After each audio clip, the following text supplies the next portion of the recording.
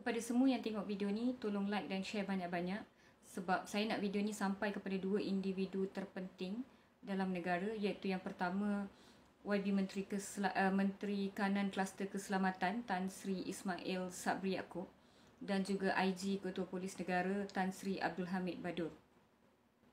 Soalan saya adalah berkenaan dengan COVID-19 ni. Kita tahu kita tengah lalui PKP bersyarat dan kita sebagai sebuah negara bersama-sama mendengar arahan daripada kerajaan mengikut titah baginda yang di-Pertuan Agong, dan kita tengah seluruh negara bertungkus lumus untuk selamat daripada perang COVID-19 ni. Namun ada sesetengah golongan, segelintir daripada rakyat Malaysia yang memperlekehkan usaha PKP dan PKP bersyarat. Ya, mereka tak buat secara sorok-sorok, mereka buat secara terbuka, mereka memperlekehkan, mereka gelakkan, mereka langgar PKP bersyarat, mereka cari loophole. Dengan bangga mereka mengumumkan yang mereka telah langgar dan selamat daripada ditangkap. Dan mereka juga seakan-akan mengajak ataupun menghasut orang lain supaya mengikut jejak langkah mereka, iaitu melanggar dan tidak mengindahkan usaha PKP bersyarat. Dan golongan yang sama juga seakan-akan mencaci cerca penjawat awam di media sosial masing-masing, sama ada secara individu ataupun di dalam setengah-setengah media sosial yang secara berkumpulan, ataupun kita panggil grup. Mereka cerca ni pejabat awam yang daripada atas sampai ke bawah, semua mereka sapu, daripada DG, KP, Kementerian Kesihatan Malaysia, Datuk Dr. Noor Hisham Abdullah, mereka cerca. Mereka bagi macam-macam nama, mereka kata beliau dajal, mereka kata beliau dibatakkan, mereka kata beliau penipu, mereka kata beliau diperalatkan oleh WHO dan badan-badan yang lain. Mereka juga mengejek beliau dari segi rupa, dari segi nama, dari segi cara beliau mengendalikan press conference dan macam-macam lagi. Ya, dan saya ingin sebut di sini bahawa kebanyakan mereka ini mengsatkan laman media sosial mereka kepada publik, maksudnya sesiapa boleh baca, termasuk orang yang bukan berada di negara kita, dan ini sangat memalukan dan menjatuhkan imej negara, di mana pada ketika ini sebenarnya kita sangat disegani dan disantuni dan dipegun, orang lain terpegun dengan kita, orang putih terpegun, pandainya orang Malaysia ni, pandainya setakat Asia dengan macam-macam isu, dengan ada isu politik, isu ekonomi, isu macam-macam, tetapi dari segi kesihatan we are still doing one of the best in the world. Tetapi mereka ini mencaci cerca negara kita. Ya, mereka bangga telah melanggar PKP. Dia pergi kedai, dia dah beli baju, dia dah try, dia dah pakai, dia tak payah tulis nama, dia tak payah tulis nombor telefon. Ada yang dengan bangganya announce yang dia tulis nama dan nombor telefon yang salah. Jadi soalan saya kepada YB Menteri Kanan Kluster Keselamatan, di manakah kedudukan individu ini di bawah Undang-Undang Malaysia? Mereka yang memperlekehkan usaha PKP bersyarat, mereka yang mengajak rakyat Malaysia untuk tidak percaya kepada pandemik COVID-19, tidak percaya kepada semua ini, setelah baginda yang di-Pertuan Agong Sultan Abdullah, yang juga Sultan Pahang tercinta, baginda dah bertitah mengingatkan rakyat supaya ikut arahan, supaya takut dengan pandemik COVID-19, kita perlu selamat. Baginda dah bertitah, tetapi mereka masih mempergelakkan dan memperlekehkan. Jadi di mana kedudukan rakyat Malaysia ini di bawah rukun negara kesetiaan kepada raja dan negara? Saya belum sentuh akta hasutan, akta multimedia dan komunikasi. Saya belum sentuh akta penyakit berjangkit. Tetapi soalan saya adalah, di manakah kedudukan segelintir rakyat Malaysia ini yang secara terbuka memperlekehkan usaha PKP bersyarat, memperlekehkan tindakan dan SOP yang ditetapkan oleh kerajaan, memperlekehkan dan mengajak orang lain pun lekehkan juga. Dia ajak, dia kata jom bersalam berpeluk, tak ada masalah. Jom berjemur dekat matahari, kenapa korang duk berkurung kat dalam? Kerajaan ni menipu, dia kata. Virus ni tipu, tak payah percaya, dia kata. Dia bukannya sekadar dia tidak percaya, itu mungkin individu sebagai seorang dia, ya, tetapi dia juga mengajak orang lain. Jadi adakah ayat dan status tersebut jatuh di bawah hasutan? Saya ingin ingatkan bahawa golongan ini kebanyakannya bukan golongan profesional yang mempunyai credibility untuk memberi nasihat kesihatan mahupun pertahanan, mahupun undang-undang. I understand kalau saya sebagai seorang doktor, saya bagi sesebuah advice, saya bagi sesebuah tips, ya, I use my credibility sebagai seorang doktor. Jadi anything happens, repercussions, I am responsible of the liability.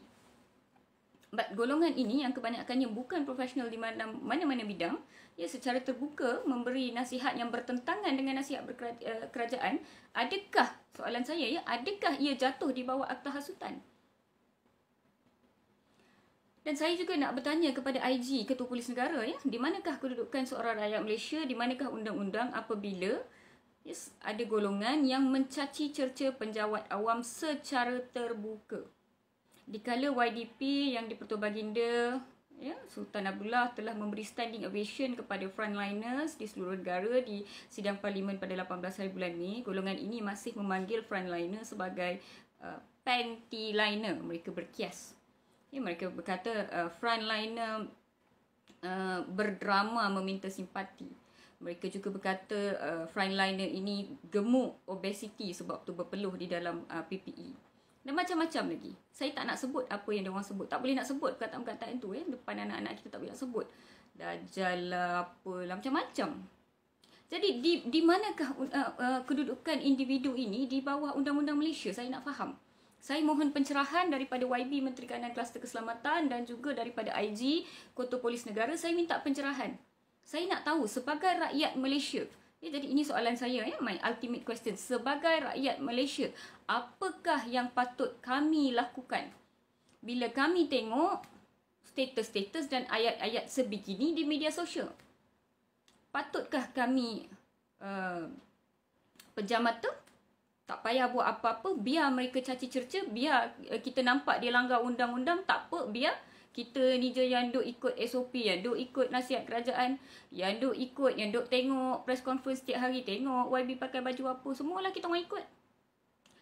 Ataupun patutkah kami bertikam lidah dengan golongan ini di media sosial? Kita tahu mereka sampai tarik seorang dua doktor sampai ke mahkamah. Ataupun patutkah kami report? Report kat mana? Di mana?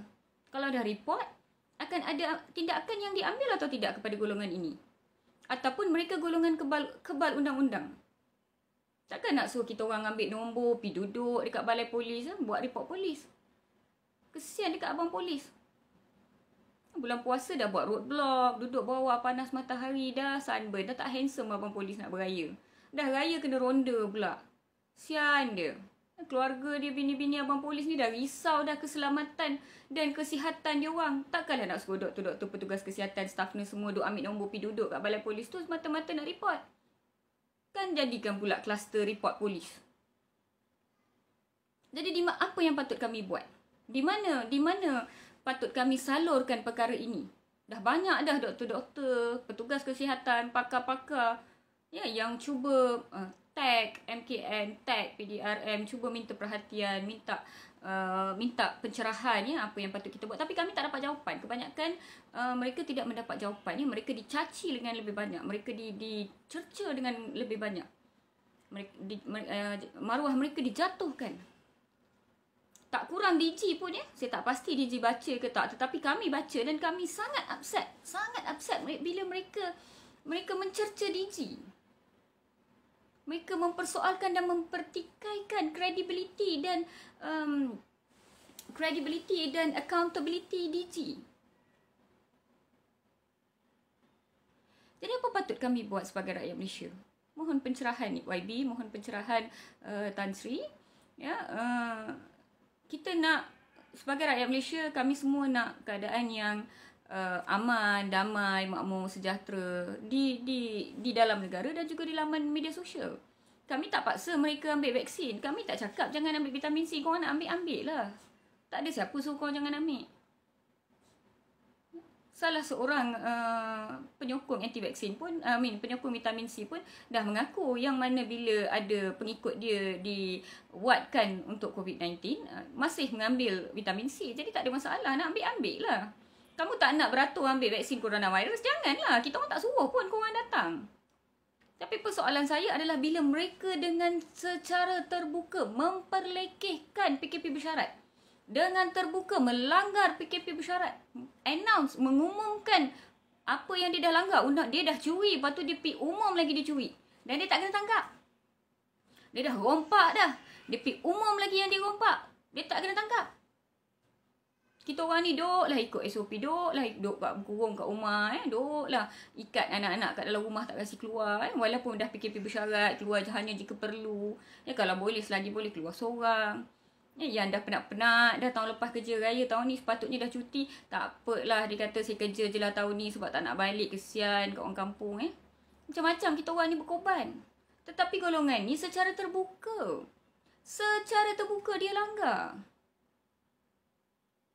Jadi saya dengan rendah diri memohon pencerahan daripada YB Menteri Kanan, Kluster Keselamatan, Tan Sri Ismail Sabri Yaakob dan juga Ketua Polis Negara IG, Tan Sri Abdul Hamid Badur. Saya mohon pencerahan apa yang kami rakyat Malaysia perlu buat dan apa yang MKN dan juga PDRM boleh buat untuk selesaikan isu ini. Saya lihat satu demi satu petugas kesihatan, doktor-doktor pakar, frontliner yang sering memberi nasihat, yang sering memberi tips di media sosial, seorang demi seorang patah hati. Seorang demi seorang makan hati dan terguris hati. Jadi mereka makin kurang memberi nasihat kepada rakyat di Malaysia. Kita takut mereka hilang arah. Bila mereka ramai-ramai macam ni duk hasut seorang-seorang, ramai-ramai macam ni duk hasut satu demi satu, saya tak tahu where are we going in this war. Saya tak nak membebel panjang sebab saya memang kuat membebel, but tolong sampaikan soalan ini. Tolong sampaikan soalan ini kepada YB dan juga Tan Sri, IG Ketua Polis Negara. Saya minta tolong kepada tuan-tuan dan puan-puan wartawan. Saya minta tolong kepada sesiapa yang bekerja satu office dengan dia. Saya minta tolong kepada sesiapa yang kenal dia. Tolong sampaikan video ini dan soalan ini dan tolong beri jawapan kepada kami. Saya tidak petik ataupun sebut nama mana-mana individu.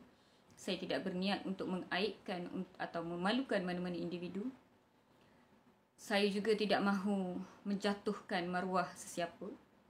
Sebagai seorang rakyat Malaysia yang biasa, yang kurang arif dan kurang faham tentang undang-undang, saya cuma faham tentang kedudukan rukun negara kita,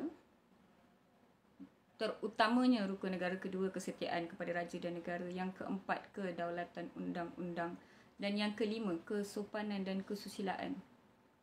Cuba tengok di laman sosial mereka, perkataan yang mereka gunakan. Adakah selari dengan rukun negara kita?